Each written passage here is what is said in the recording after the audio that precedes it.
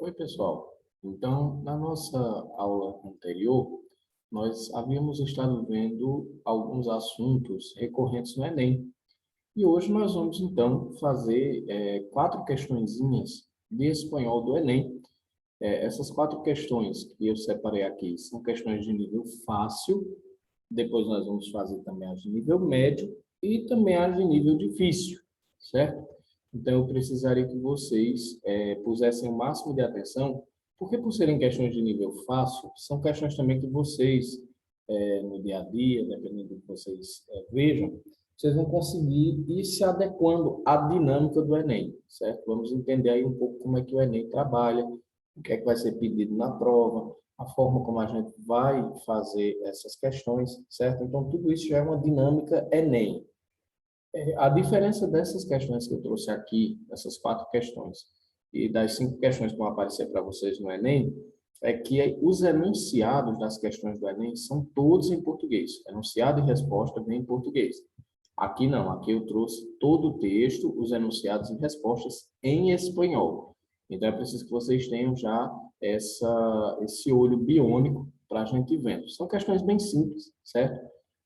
Três delas são sobre o pintor espanhol Salvador Dalí, certo? Então, são questões onde nós vamos abordar um pouco do pensamento do Salvador Dalí aí dentro dessas questões. A primeira dessas questões, então, pessoal, é uma questão da Universidade Federal Fluminense, que diz o seguinte: Los tubos de pintura limpios y brillantes contienen un montón de experiencias para mí. Os tubos de tinta limpos e brilhantes contêm um monte de experiências para mim. Los acaricio con mis manos temblantes de emoción, como deben hacerlo los enamorados. Eu os acaricio com minhas mãos tremendo de emoção, como devem fazer os enamorados. Me vejo já gozar da pintura. E me vejo já deleitar com a pintura, certo? Gozar da pintura seria aproveitar a pintura. En el fragmento, Dalí reconoce ya a los 15 años que su labor artística está llena de. No fragmento, Dalí reconhece já aos 15 anos que seu trabalho artístico está cheio de. Nós temos aí cinco opções: sensualidade, nacionalidade, racionalidade, inseguridade e insatisfação. Vejam, ele não está insatisfeito com seu trabalho, certo? Pelo que a gente viu aí no texto, ele diz que acaricia os tubos de tinta com emoção, certo? Como se estivesse namorado, e já se vê gozando da pintura, já se vê se deleitando com a pintura. Então, não pode ser insatisfação. Já cortem a letra E. Inseguridade. Muitas pessoas poderiam pensar, isso aí é uma pegadinha, certo? Muitas pessoas poderiam pensar que esse fato das mãos do Salvador Dalí, elas estarem tremendo de emoção, isso poderia falar sobre inseguridade. Mas muito pelo contrário, ele não está inseguro quanto à sua pintura, certo?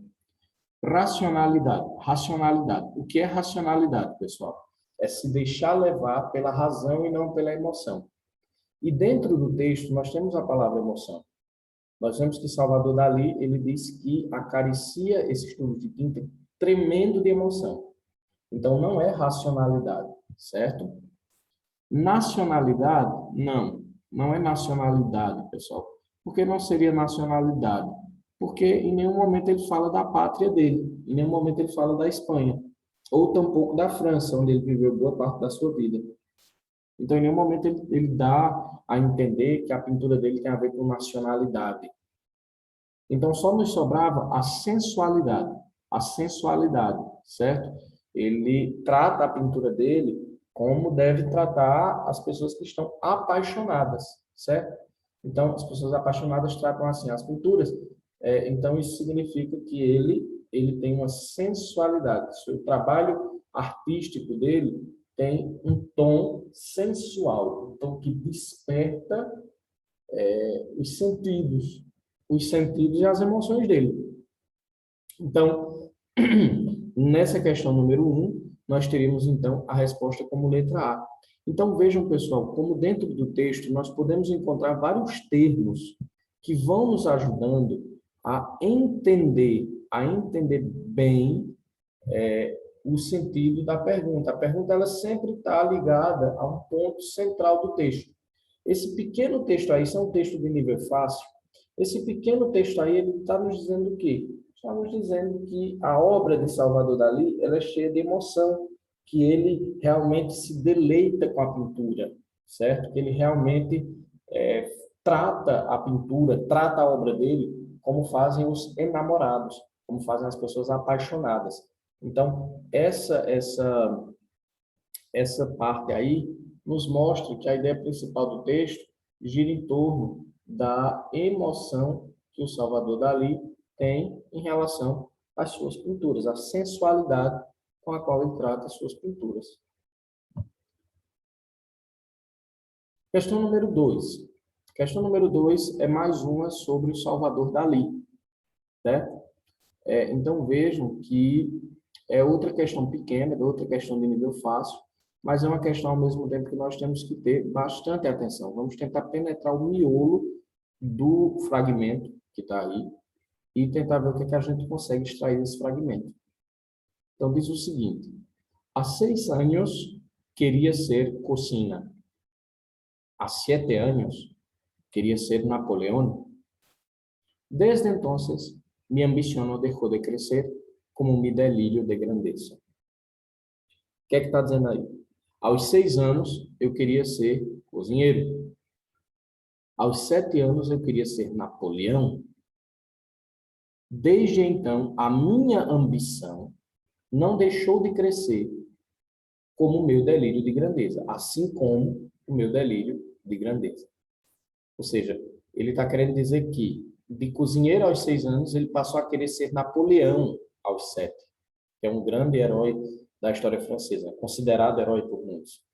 E desde então, a ambição dele, ou seja, a ambição que ele tinha, não deixou de crescer, nem o delírio de grandeza. O que é o delírio de grandeza? É pensar que é alguém que pensa que é grande, que é muita coisa, que é importante, certo? Então, leído o fragmento, se percebe que, lido o fragmento, se percebe que, letra A, su delírio consistiu em querer ser cocina, já que não há grandeza nele.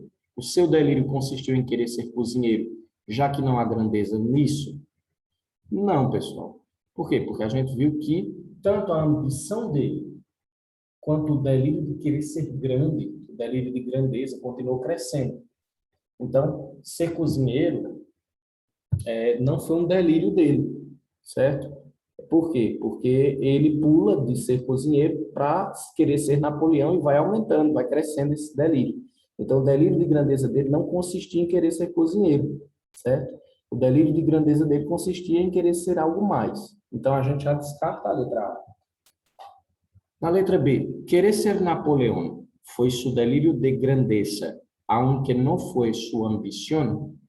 Querer ser Napoleão foi seu delírio de grandeza, ainda que não tenha sido sua ambição? Não. Por quê, pessoal? Porque tanto a ambição dele quanto o delírio de grandeza continuou crescendo. É isso que ele diz, ó. Minha ambição não deixou de crescer, não deixou de crescer, assim como o meu delírio de grandeza.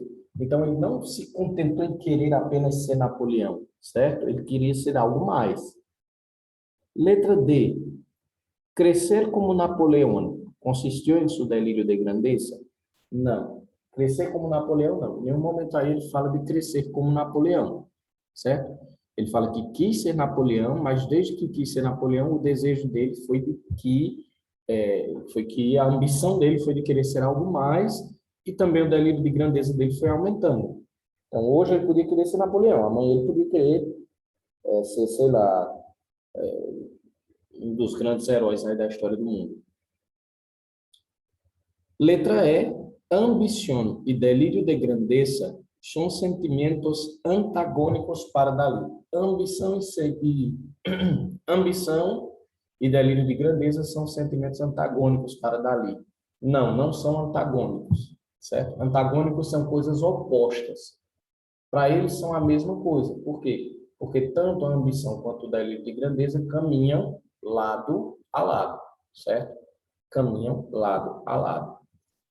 Então, só nos restava a letra C, que dizia o seguinte: su ambición ha crecido en la misma proporción que su delirio de grandeza. Sua ambição cresceu na mesma proporção do seu delírio de grandeza. Sim. O que é que me leva a dizer que sim, que a letra C está correta? Porque, ó, tem essa parte aqui que ele coloca como. Minha ambição não deixou de crescer. Minha ambição não deixou de crescer como meu delírio de grandeza. Assim como o meu delírio de grandeza. Então, significa que eles foram crescendo na mesma proporção. Então, ele tem uma ambição, ele tem um delírio de grandeza que foram crescendo juntos, na mesma proporção. Questão número 3.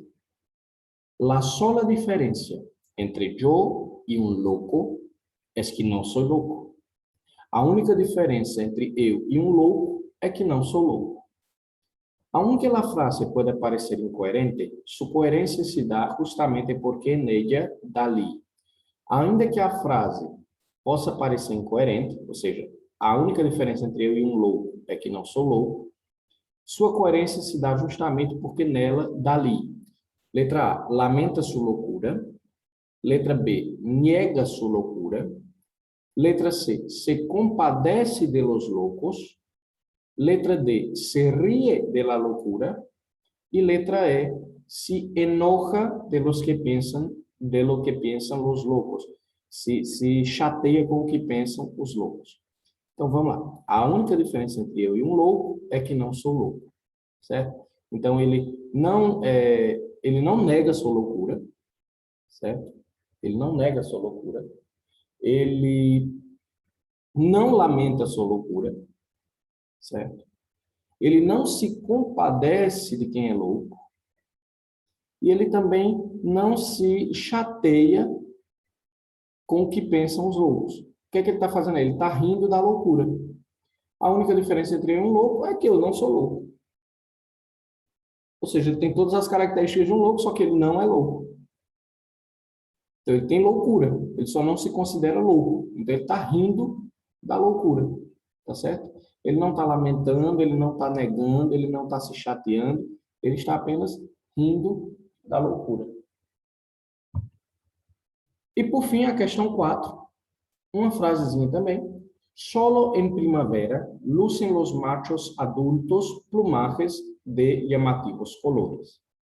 Somente na primavera luzem, certo? Aparecem nos machos adultos penas de cores chamativas. A oração que equivale à anterior é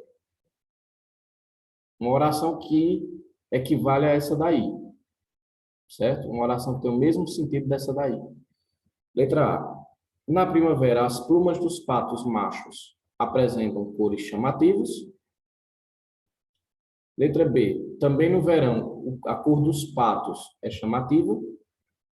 Letra C. Unicamente na primavera, os patos têm uma plumagem colorida. Letra D. Assim como na primavera, no inverno os patos têm plumagem colorida. Letra E. Unicamente na primavera, os patos machos não mudam a cor de suas penas. Primeira coisa na letra E. Unicamente na primavera eles não mudam? Não. O que é que está dizendo no texto? Que somente na primavera é que brilham, certo? As cores chamativas das plumagens dos machos adultos. Então, letra E eu já descartava. Letra D eu também ia descartar. Por quê? Porque a frase acima ela não tem nada a ver com inverno. Certo? Ela não tem nada a ver com o inverno. Então, assim como na primavera, no inverno, os patos têm plumagem colorida? Não, ela não está dizendo isso a frase. Então, letra D e letra E, eu já descartava. Letra C, eu também descartaria. Por quê? Porque diz que unicamente na primavera os patos têm pelos, têm plumagem colorida. Não. O que está dizendo no texto é que só na primavera é que brilham nos machos adultos plumagens de cores chamativas. Não está dizendo que o resto do ano eles não têm cores, eles não têm colorido, eles têm colorido.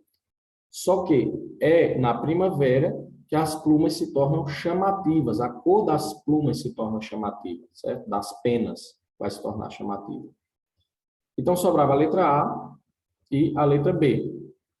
Na letra B diz o seguinte: também no verão a cor dos patos é chamativa. Não. O que está dizendo ali é que somente na primavera.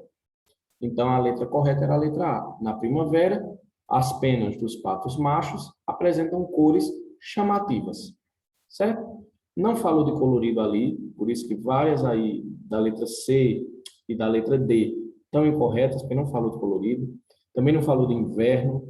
Também não falou que mudam de cor só na primavera, certo?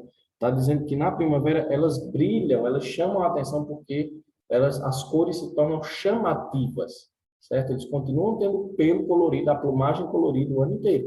Só que é na primavera que elas ficam mais chamativas. Então vejam, pessoal, que todas essas questões que nós temos aí, elas são questões bem simples, são questões de nível fácil, mas que também elas podem vir cheias de pegadinhas, como essa, a primeira questão e essa quarta questão, tem, de certa forma, algumas pegadinhas ali que a gente tem que ficar atento, porque a prova do Enem, ela é isso, ela é a atenção. Vocês têm que ter uma atenção redobrada, porque ela traz algumas pegadinhas que, se a gente não tem cuidado, a gente pode se dar mal. Então, é sempre isso, prestar bastante atenção, observar bem direitinho cada uma delas, para a gente poder levar para frente, para a gente poder conseguir fazer bem, certo? Ter um cuidado redobrado para poder conseguir tirar uma boa qualificação, especialmente nesses pequenos detalhes. Pessoal, semana que vem a gente vai continuar essa aula com os níveis médio e difícil.